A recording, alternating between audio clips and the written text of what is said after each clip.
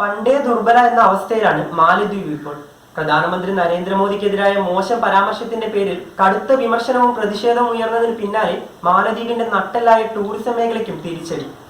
പ്രധാനമന്ത്രിയെ അപകീർത്തിപ്പെടുത്തുന്ന തരത്തിൽ മാലദ്വീപിലെ മന്ത്രിമാർ നടത്തിയ പരാമർശത്തിൽ കടുത്ത പ്രതിഷേധവുമായി രംഗത്തെത്തിയിരിക്കുകയാണ് ഇന്ത്യയിലെ പ്രമുഖ ട്രാവൽ ടെക് പ്ലാറ്റ്ഫോമായ easemytrip.com. മാലദ്വീപിലേക്കുള്ള എല്ലാ ബുക്കിംഗും റദ്ദാക്കിയാണ് easemytrip.com പ്രതിഷേധം അറിയിച്ചത്. മോദിയുടെ ലക്ഷദ്വീപ് സന്ദർശനത്തിന് പിന്നാലെയാണ് മാലദ്വീപ് യുവജന വകുപ്പ് സഹമന്ത്രി മറിയം ഷിവന അപകീർത്തികരമായ പരാമർശം നടത്തിയത്.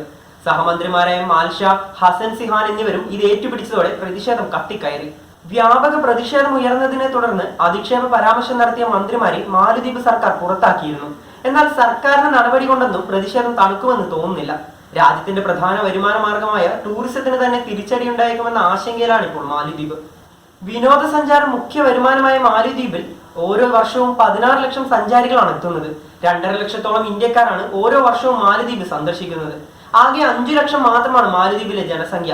അതിൽ 25,000 പേർ ടൂറിസം മേഖലയിൽ ജോലി ചെയ്യുന്നവരാണ്. മാലദ്വീപിന്റെ ദേശീയ വരുമാനത്തിന്റെ 25% വിനോദസഞ്ചാരത്തിൽ നിന്നാണ് ലഭിക്കുന്നത്. മാത്രമല്ല, മാലദ്വീപിലെത്തുന്ന സഞ്ചാരികൾ 16% ഇന്ത്യക്കാരാണ്. ഇന്ത്യയുടെ ഏറെ അടുത്താണ് മാലദ്വീപ് സ്ഥിതി ചെയ്യുന്നത്. അതിനാൽ ഇന്ത്യക്കാരായ സഞ്ചാരികളുടെ പ്രിയപ്പെട്ട ഡെസ്റ്റിനേഷനാണിത്. ഈ ടൂറിസം സഹകരണത്തെയാണ് വിവാദ പരാമർശം പ്രതികൂലമായി ബാധിച്ചിരിക്കുന്നത്.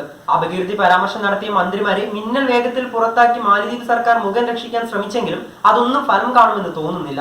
കാരണം സമൂഹ മാധ്യമങ്ങളിൽ മാലദ്വീപ് വിരുദ്ധ വികാരം കത്തിപ്പടരുകയാണ്. ഇന്ത്യയിലെ ചലച്ചിത്ര, ക്രിക്കറ്റ് താരങ്ങൾ അടക്കമുള്ളവർ മാലദ്വീപിനെതിരെ രംഗത്തെത്തി. അക്ഷയ് കുമാർ, ജോൺ എബ്രഹാം, ശ്രദ്ധ കപൂർ, സൽമാൻ ഖാൻ, സച്ചിൻ തെണ്ടുൽക്കർ ഉൾപ്പെടെയുള്ളവർ മാലദ്വീപ് മന്ത്രിയുടെ പരാമർശത്തെ വിമർശിച്ചും മാലദ്വീപിനേക്കാൾ മനോഹരമായ ഇടമായി ലക്ഷദ്വീപിനെ ചൂണ്ടിക്കാട്ടി രംഗത്തെത്തിയതും ശ്രദ്ധേയമായി. താരങ്ങളടക്കം ബോയ്ക്കോട്ട് മാലദ്വീപ് ക്യാമ്പയിന് പിന്തുണ നൽകി. ചികിത്സ, പഠനം അടക്കമുള്ള ആവശ്യങ്ങൾക്കായി മാലദ്വീപിൽ നിന്ന് നിരവധി പേരാണ് കേരളം, കർണാടക ഉൾപ്പെടെയുള്ള ഇന്ത്യയിലെ സംസ്ഥാനങ്ങളിൽ എത്തുന്നത്. മാലദ്വീപിലെ മുൻ ഭരണാധികാരികളെല്ലാം ഇന്ത്യയുമായി അടുപ്പം പുലർത്തിയിരുന്നവരാണ്. എന്നാൽ ചൈനീസ് അനുകൂല നിലപാടാണ് നിലവിലെ പ്രസിഡന്റ് മുഹമ്മദ് മൊയ്സു സ്വീകരിക്കുന്നത്. നരേന്ദ്രമോദിക്കെതിരായ മാലദ്വീപ് മന്ത്രിമാരുടെ പരാമർശങ്ങൾ വിവാദമാകുന്നതിനിടെ മാലദ്വീപ് പ്രസിഡന്റ് ചൈന സന്ദർശിക്കുകയാണ്. പ്രസിഡന്റ് ഷീ ജിൻപിങ്ങിന്റെ ക്ഷണം സ്വീകരിച്ചാണ് മുഹമ്മദ് മൊയ്സുവിന്റെ ചൈന പര്യടനം. അതിനിടയിൽ സംഭവത്തിൽ മാലദ്വീപ് ഹൈക്കമ്മീഷണറെ ഇന്ത്യ വിളിച്ചു വരുത്തി. മാലദ്വീപ് ഹൈക്കമ്മീഷണർ ഇബ്രാഹിം ഷഹീബാണ് തിങ്കളാഴ്ച രാവിലെ വിദേശകാര്യ മന്ത്രാലയത്തിൽ എത്തിയത്. പ്രധാനമന്ത്രിക്കെതിരായ മാലദ്വീപ് മന്ത്രിമാരുടെ പരാമർശത്തിൽ മാലദ്വീപ് ഹൈക്കമ്മീഷണറെ ഇന്ത്യ കടുത്ത അതൃപ്തി അറിയിച്ചിട്ടുണ്ട്. തുടർന്ന് മന്ത്രിമാർക്കെതിരായി സ്വീകരിച്ച നടപടി മാലദ്വീപ് ഹൈക്കമ്മീഷണർ ഇന്ത്യയെ ഔദ്യോഗികമായി അറിയിക്കുകയും ചെയ്തു.